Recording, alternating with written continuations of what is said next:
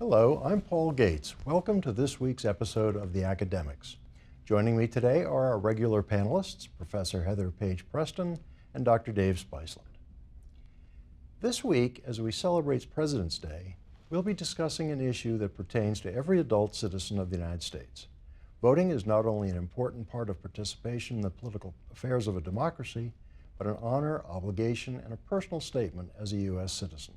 Here's Faith Hatton with some details about voting in the high country. Voting is a privilege and a civic duty of all Americans. We here at the Academics are going to help you break down the first steps. The first step is registration. Registering online is accepted in 37 states plus the District of Columbia. And here at App State, we have App Votes, a nonpartisan campus-run website that allows students to register online. Check their registration status, request an absentee ballot, check for polling places on campus, and offer reminders for voter deadlines. It's also important to know you can register in person no matter where you are. Most public service offices allow you to register to vote in person, including the social service offices and the Department of Motor Vehicles. Here in Watauga County, registering can also be done through the Board of Elections located inside the Watauga County Courthouse at 842 West King Street in downtown Boone. With a warm environment and welcoming, friendly staff, the Board of Elections is happy to walk you through the registration process or fill out an absentee ballot so you could still vote even away from home. In this year's 2018 congressional elections, a total of 468 seats are up for re-election. But voting isn't just for federal elections. The director of the Watauga County Board of Elections, Matthew Snyder, brought some light on local elections also going on this year. Okay, so we have several elections here. We have our North Carolina State Senate and North Carolina State House seats are up. Those are up every 2 years. We also have our sheriff is up for re-election. Our clerk of Superior Court is up for re-election. We have 3 of our county commissioners up for re-election and 3 school board members up for election. We will also have the Soil and Water Conservation District Supervisor up for election. I believe there's 2 seats open there.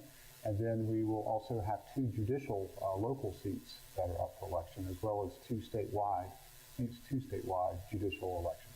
I sat down with local clerk of court incumbent Diane Cornett-Deal, who recalled her own voter registration in an issue of her time. I registered to vote here at the courthouse because the Board of Elections was upstairs and close to the area where the district attorney's office is now. And I registered to vote there, and then the following election, one of the issues that I recall being on that ballot was liquor by the drink in Watauga County.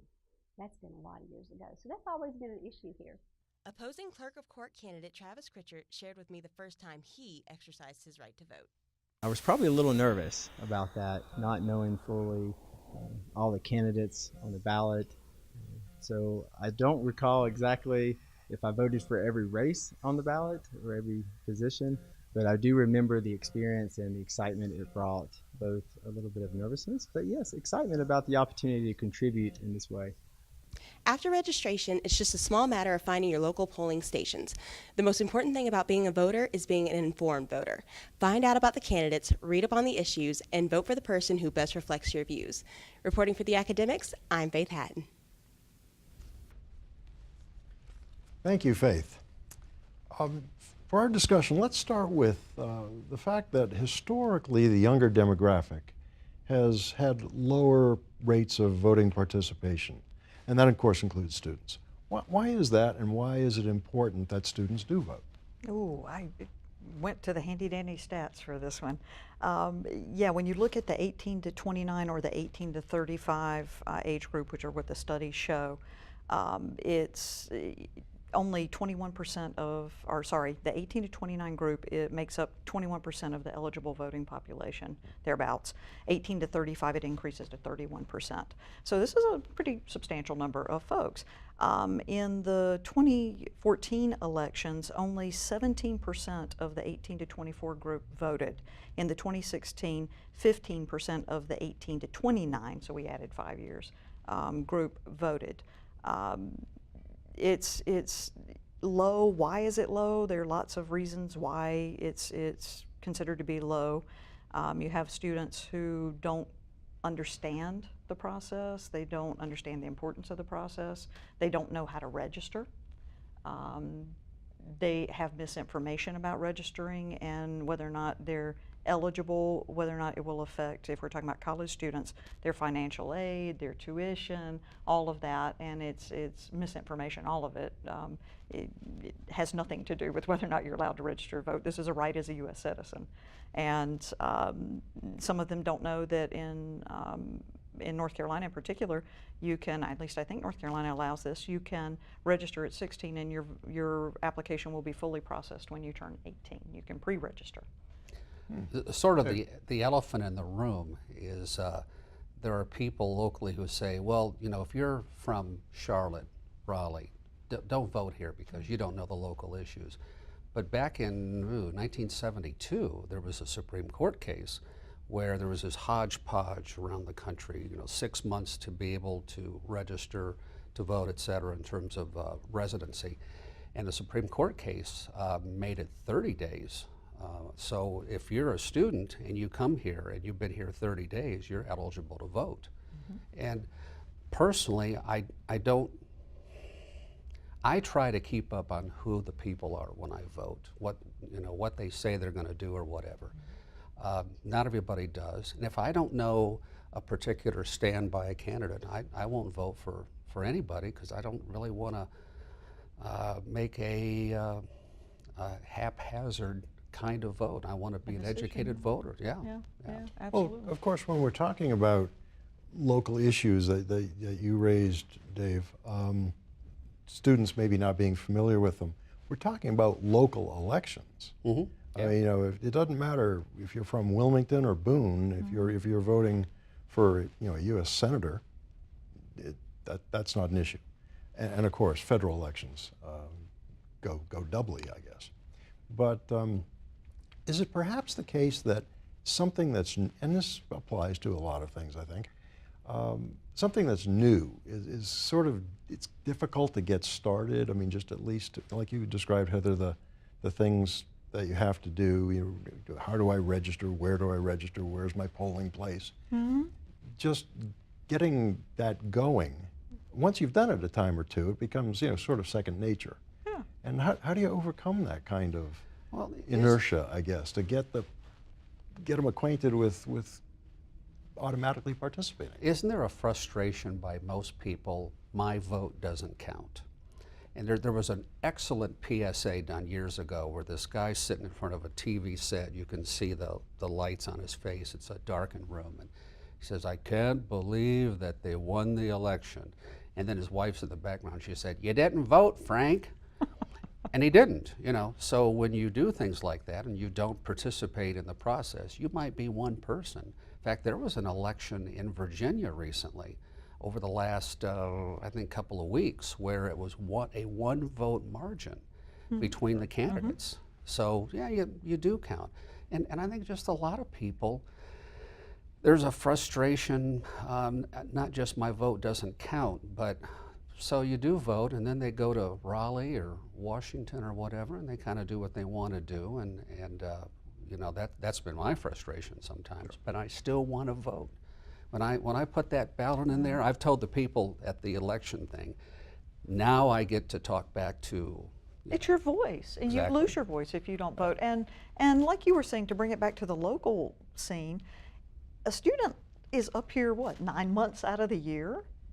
And the decisions that are made at the local level affect them just as much as they affect you and me. Sure. And they should be aware of that. They have a lot to think about in terms of the world that they want to live in, and the world that they live in now is here. So it's really important, and everybody has a voice. But Dave's right, if you don't use it, you truly do lose it. Question, can candidates come on campus and campaign? I don't know, is there a law against that, or? Well, we've had candidates come to the student union and hold a forum. Okay. I mean, I've been to those. I can remember congressional elections. Candidates came to the union and made speeches and fielded questions and things. So as far, I don't know what the law would be. I think you might be asking, Dave, as far as like campaigning and handing out literature and that kind of thing. Yeah. And that I don't would be, I think that would be a little different. Because I think the forums that I was describing were sponsored by a student group or some sort of Okay. campus That would make organization. sense, yeah. You know, Young Republicans or something. Yeah. I don't know. But then again, you know, during voting, you know, you see the signs around the polling place that says no campaigning within, you know, was it? I think it's 50 I feet. think 50 feet, yeah. 50 feet of a polling place, which kind of tells me that, you know, as I'm thinking this through as we're talking, You can hand out you literature. can't hand Yeah. out literature Yeah. on campus. I mean, this is public property after all. This is a state university. You know, we have all kinds of folks doing all kinds of things because this is a state university. And probably campaigning ought to be one of them. Yeah. You know, when you were saying when they go to Raleigh, Dave, I was thinking, yeah, they might be acting on somebody else's behalf than the folks that sent them there. I guess that the way you remedy that is when they come up for election again. You know, are they coming up for re-election? Maybe that's the time you get your revenge for them not following what you thought they were That going to do the happens. first time. Well, and maybe that's the way it should be. But what do you do about the first-time candidate? You know, in good faith, you vote for them, send them down there. Go to the forums. What are they going to do? Go to the forums that the candidate's hosting. Well- Make yourself known. Introduce yourself to the campaign manager.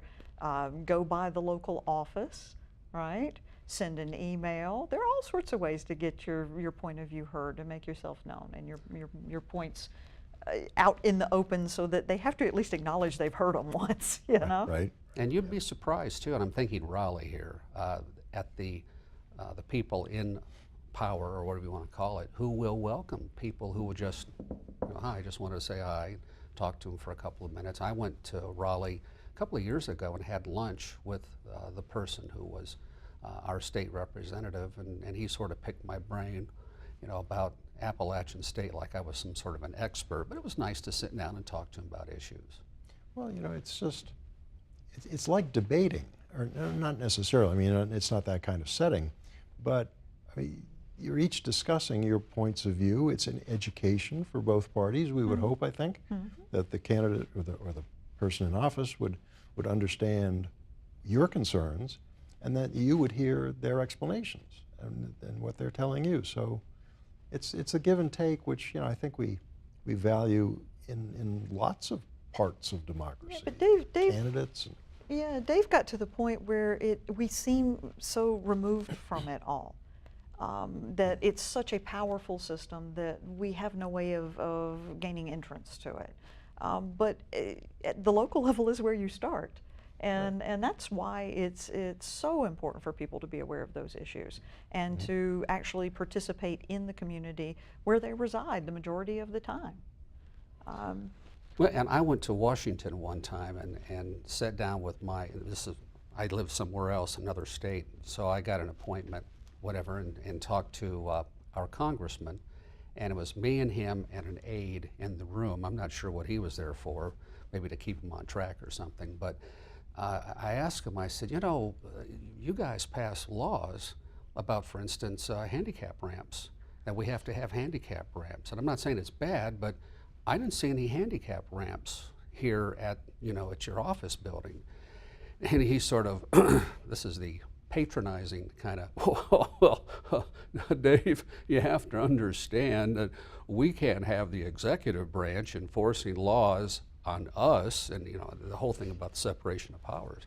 And I said, but it really makes you look arrogant when you don't do what you make us do. And the discussion was over with at that point.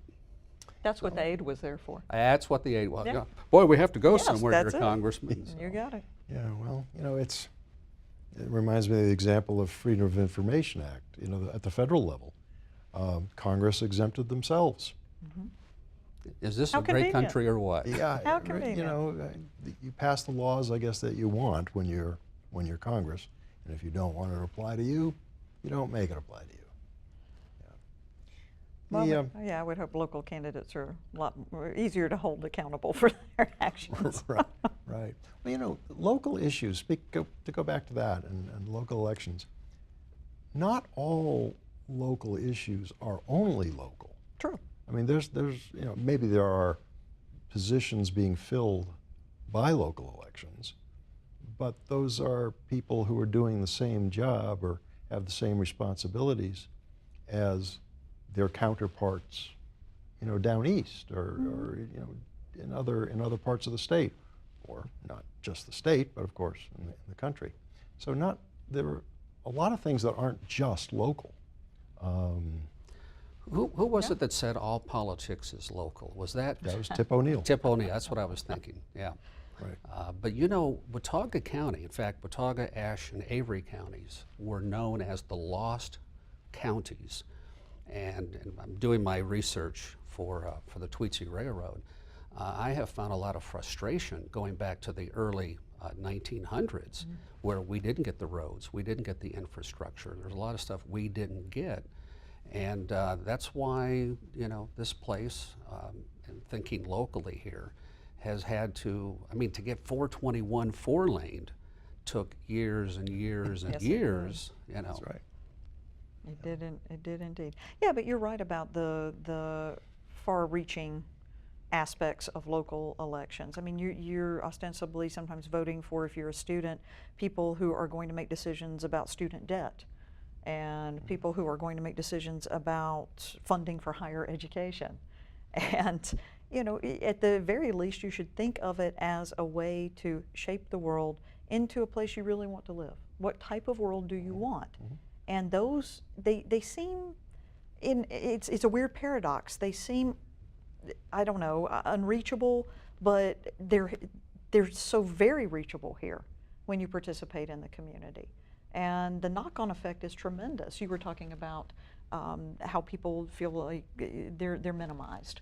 An individual voice makes no difference. Well, there's a saying that no snowflake in an avalanche feels responsible, right? Yeah. That's what you were getting a good at. one. It's true, though. Never heard of that one Thanks before. Thanks to the internet for that. Yeah.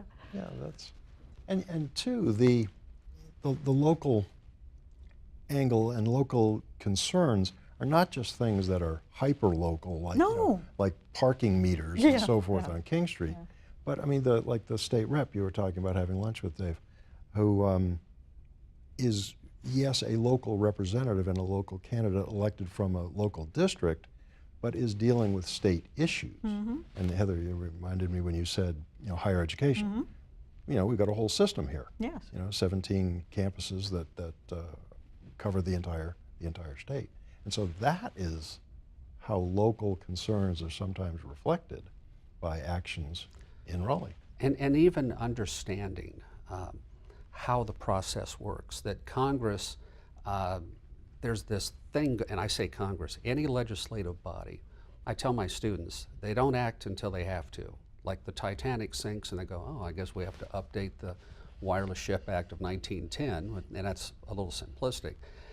And the number of lifeboats, well, but even that, they did it legally, what is legal may not always be ethical or correct. So there's a lot of things that you get into in terms of log rolling. How many students today, and I don't know, how many students today in K through 12, or at least 9 through 12, have taken a civics class? And I've been surprised, and some of you are in that room back there, that seem to have taken a civics lesson and know about the separation of powers, those kind of, but that's important to know that the executive branch, that they don't pass laws, whether it's a governor or a president or whatever, and to minimize or not explain what executive orders are or executive opinions, but still they enforce what the laws are that have been passed. That whole process, how much are we teaching our students about all that? Well, I think that you put your finger on it right there, that it's hard to value something that you don't understand. Why participate in something if you don't understand what you're participating in? And that's a job that I guess we're talking about, middle school and up, Dave, that's where this needs to be addressed. If we expect participation at 18, you got to start preparing the ground and well during before high school, that. you need to talk about registration and how it happens in your location. There was a West Wing episode, I had never heard this before, but there is supposedly a movement somewhere to allow 12, I'll call them kids, at the age of 12 up through 17 to allow them to vote. And the logic is, well, you know, all these laws that are passed affect us and we should have a voice, et cetera. Personally, I hope that never happens. I don't think there's the maturity there, but they need to be brought along in terms of what the system is and not to get frustrated. And understand one of my very favorite quotes is the wonderful thing about democracy is you get the government you deserve. Yeah. And you know, it's kind of like the PSA that you were describing about the You didn't woman vote, Frank. you didn't vote, Frank. Well, you know, if you didn't vote, don't complain. And what she was saying. But there's also that that thing about a person should never see two things made. Sausage and laws. Now, when we were in Poland years ago, and I brought up that illustration, the Polish students, they knew that. They called it kielbasa. But, you know, in fact, Bismarck supposedly is the guy that coined that. That's right. And there's some truth to that. I mean, it's a scary process. It is, because I have downloaded a couple apps, and one of them is Countable. And it will tell you what your reps at the federal level are voting on at any given point. And what goes through the House of Representatives is just mind-boggling, and how many votes are taken. And it's a nice way to get, you know, dip your toe in that without drowning, I think. It makes it's no less confusing in some ways, but it at least lets you appreciate all of the stuff that happens at that level and why some things may slip through the way that they do. Does this site show you how many absences there are on the floor? Oh, yes, it does. Which is an interesting, Yes. interesting lesson in itself. Uh-huh. Are your representatives really representing you? Are they doing their job? And will social media change the way we do politics and or voting? That's an interesting thought. Absolutely. It's a scary thought. It is a scary Yeah, thought. but you know, just talking about the technology, there's a couple of good sites that students can go to. They have to check the dates on the information, but campusvoteproject.org and rockthevote.org is a good place to start if you need to know about some of the things. Well, we're just about out of time. To close the show this week, Dr. Spiceland is going to give us a fun fact about President's Day. Well, also known as Washington's birthday, after the first president of the United States. But by the way, he wasn't the first president. There was somebody in the Confederate Articles of Confederation, but anyway. But he is our first president in terms of the Constitution, and it celebrates all the presidents of the U.S. that came after him, and became a federal holiday in 1879. Well, that's our time for today. I'm Paul Gates. We hope you'll join us next time on The Academics.